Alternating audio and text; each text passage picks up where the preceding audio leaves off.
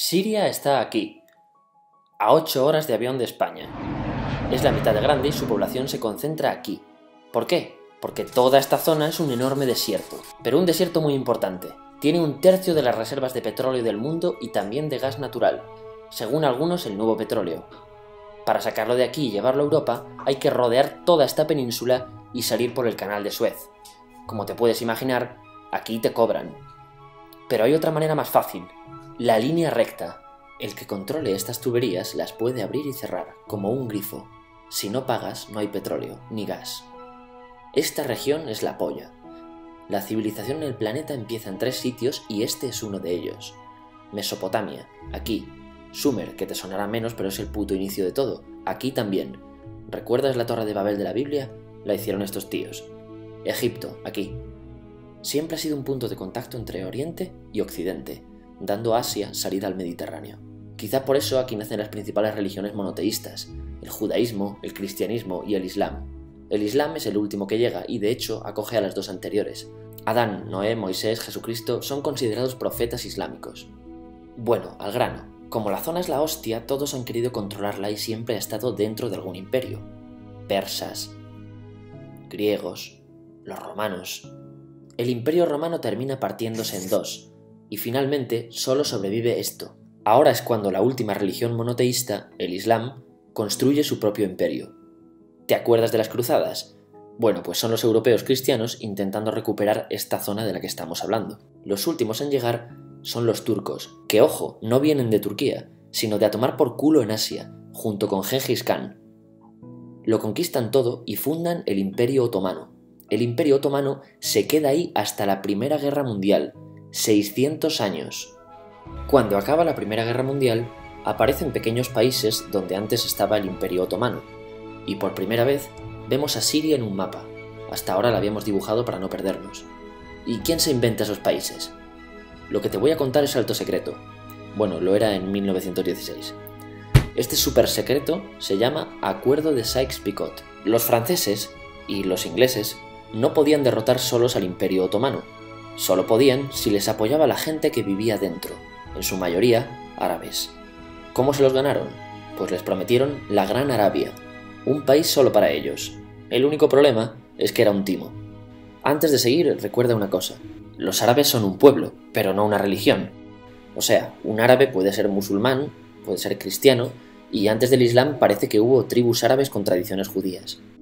Bueno, pues a los árabes no les dieron ese único país que les habían prometido.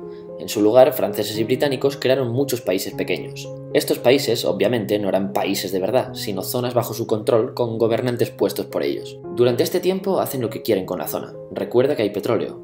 Siria, aunque no tiene grandes reservas, tiene fácil salida al mar, y Francia, que es la que se ha quedado con Siria, se lo da a compañías extranjeras. Después de la Segunda Guerra Mundial, los europeos se van. En el caso de Siria, son echados a patadas. Pero antes de irse, crean otro estado, Israel. No es el momento de hablar de ello, pero es un estado muy polémico que sus vecinos no reconocen.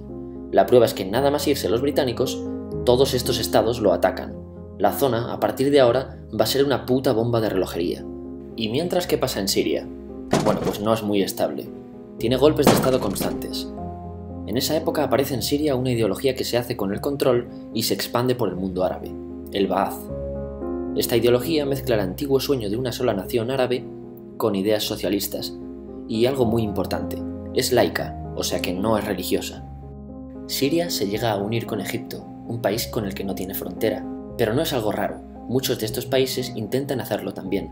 Como recordarás, a esta gente se le había prometido un solo país y las ganas las seguían teniendo. Pero la unión falla. En este tiempo Egipto les convence para nacionalizar el petróleo. En Siria, Al-Assad, el padre del Assad de ahora, se convierte en jefe del estado Ba'ath. En Irak, también Ba'ath, comienza a ganar fuerza Saddam Hussein. Las diferencias entre ambos países dividen a los partidos Ba'ath de otros países en pro-Siria o pro-Irak. Ahora ocurre la Guerra Fría. El mundo se divide en 2, o eres de Estados Unidos o de la Unión Soviética. Son años muy movidos en los que se pegan constantemente con Israel, invaden su vecino Líbano y comienza una oposición islamista al régimen Ba'ath de Assad, los hermanos musulmanes. Vale, volvamos atrás un momento. Recuerdas que la mayoría de árabes eran musulmanes, ¿verdad? Pues dentro de los musulmanes hay 2 ramas fundamentales, los suníes, la mayoría, y los chiíes. En el caso de Siria, a pesar de ser un estado laico, los gobernantes como Assad y jefes militares eran chiíes, los cuales representan menos del 13%. En cambio, casi el 70% de la población es suní. Un dato curioso es que los cristianos son casi el 10%. Que los chiíes controlen el gobierno y el ejército mosquea a la población suní, y este sentimiento es aprovechado por los hermanos musulmanes, islamistas radicales suníes. Estos toman las armas en la ciudad de Hama en contra del gobierno, y Assad acaba con la revuelta a costa de matar miles de civiles y encarcelar a mucha gente. En el año 2000, Assad padre muere y le sucede Assad hijo. Ante las presiones libera a muchos presos, trae internet y esperanzas de cambio. Hay un periodo de gran debate político y aparece la oposición. También vuelven los hermanos musulmanes. Los siguientes años son difíciles. Arrestan a la oposición. Y Bush incluye Siria en el eje del mal, y esto la aísla. Está mal visto negociar con Siria. Los kurdos, un pueblo que vive distribuido por varios países de la zona, empiezan a protestar también. Hay represión y muertos. En 2011, te sonará esto, ocurre la Primavera Árabe. ¿Qué es esto? Bueno, es una protesta que se va propagando por todos los países árabes pidiendo más democracia. Como ves, el mundo árabe, a pesar de estar dividido en países, tiene tendencias generales. Cuando llega a Siria, Assad hijo termina usando el ejército y en los enfrentamientos mueren unas 1000 personas. Los enfrentamientos irán escalando hasta que se conviertan en guerra civil. No hay un momento exacto de inicio. Lo importante es que hoy en día hay numerosas facciones en juego. Vamos a verlas. Pero primero piensa en que todo está dividido entre chiíes, la minoría, y suníes, la mayoría. Chiíes y además laicos, o sea no religiosos, son el gobierno de Al-Assad. Controla todo esto, que si recuerdas son básicamente las zonas chiíes del país. El gobierno de Assad está enfrentado al resto. También mayoritariamente laico, pero suní, es el Ejército Libre de Siria o FSA en inglés. Junto con el Frente Islámico, que es religioso, y otros 70 y pico grupos más, forman una coalición que la prensa llama simplemente la oposición. También suníes e islamistas, pero radicales, son Al-Nusra, llamados Al-Qaeda en Siria, porque son básicamente eso, Al-Qaeda en Siria. Otros islamistas radicales son el ISIS o Estado Islámico. Salen de Al-Qaeda en Irak, controlan la mayor parte de Siria e Irak y se han hecho famosos por sus atrocidades. Su objetivo teórico impacta a muchos. Es un Estado Islámico a lo largo de Asia, África y Levante, aunque a ti ya te suena, ¿verdad? En naranja tenemos al pueblo kurdo, que recordarás porque el presidente Al-Assad lo reprimió, al igual que gobiernos de países próximos también hacen. Ahora controlan militarmente esta zona. Antes de terminar, repasemos los apoyos internacionales a fecha de octubre de 2015. Las fuerzas de Al-Assad son apoyadas por Rusia, que ya tenía base militar en el país antes del conflicto, por Irán y por China. Todos son países de lo que Europa llama Oriente. En contra de Assad, apoyando a la llamada oposición, luchan Estados Unidos, Turquía, Francia, Gran Bretaña y Arabia Saudí. Podemos terminar con algunas conclusiones. Te advierto que esto ya es pura opinión. Si recapitulamos, vemos que la región es estratégica. Por su situación privilegiada, todos la quieren. Siria siempre ha estado bajo el paraguas de grandes imperios.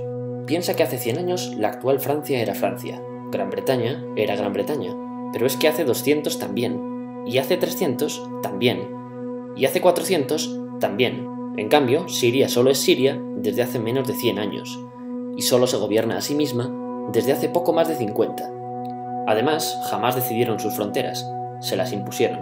Europa divide Oriente Medio a su antojo para controlarlo, diseñando países sin tener en cuenta su población. Muchos historiadores dicen que todo pueblo tiene la necesidad de manejar su propio destino, pero estos ingredientes que hemos visto juegan en contra de proyectos como la Siria Ba'ath, que encima usa la represión para mantenerse. En última instancia, producen una guerra civil. En este contexto no es extraño que aparezcan actores que se alimenten de la desesperación, el sentimiento suní de opresión y la visión de Occidente como invasor. ISIS usa la identidad árabe y la mitología de antiguos imperios. Cuando quieras entender el presente, pregúntate, ¿y el pasado?